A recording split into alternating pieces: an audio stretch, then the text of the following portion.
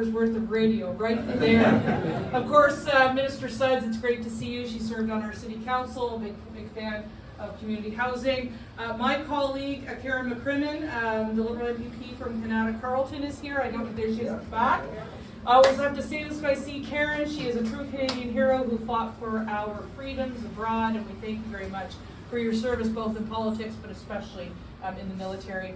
And of course, I'd like to say you're going to hear from our councillor Lane Johnson. She's been a tremendous asset for us at City Hall. I know how it goes. You're all like, oh, we're done. That was it. So yes, I love following our MPP. It's always a good time.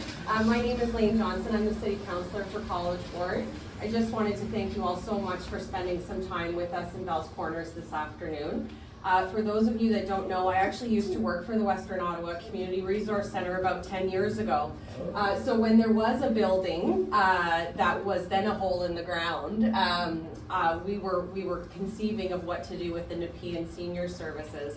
And that was one of the first times that I ever saw Councillor Hughley and the former councillor for College Ward as well at some of the Western Ottawa events. So it's definitely started a lifelong commitment for me for community action, and I think that's really what I'd like to focus my comments on today. You know, this Hollier House is a really, it's kind of a precedent for this neighborhood when it comes to collaborative partnerships between existing organizations and a faith-based community.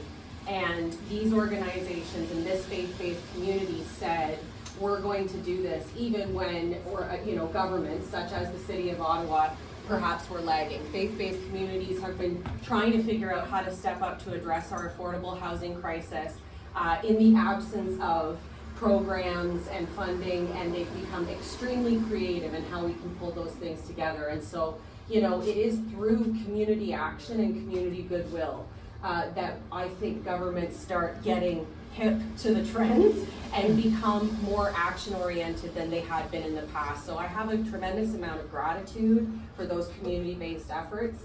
I'm very excited to see how Bell's Corners welcomes this this home.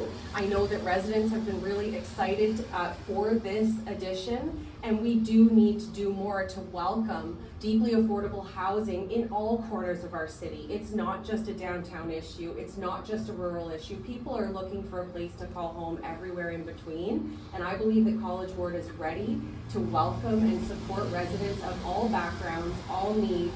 And this will be our first, well, maybe not our first, but certainly our most modern and prominent example of what we're going to do in this new paradigm for affordable housing. So I'm deeply grateful to each of you. I love the fact that this got advertised on Facebook and it went every which way, so everybody's here. That's really the spirit of community chaos that ends up creating great friction for things to happen. So thank you so much, and I'll look forward to chatting with you in the halls.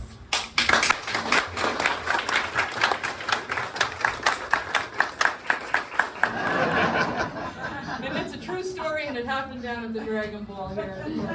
But it's really exciting to be here. I mean, the last time Chandra and I were here to announce the provincial federal funding at the Maritimes.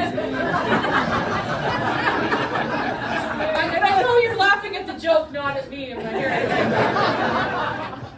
But being from Nepean is almost the same. And I grew up, when my daughter grew up, I grew up in Nova Scotia, but our home was in Leslie Park for many, many years. And today it was. And his family lived around the corner from me, and his first cousin was one of the first young people we ever hired as a family to do our lawn.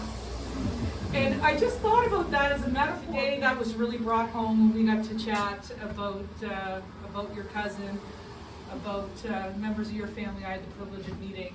And I'm sure, God rest your grandmother, she would be so proud of this place here, being so close to where she grew up and lived and raised her family and her grandchildren. So with that, the comedy hour has ended. At 6 o'clock, if you want to pay the money, we're raising it, of course, for charity. But thanks all. Happy Friday. And please, if there's a smile on your face, keep it there, because we're witnessing something very special for our community. Thank you.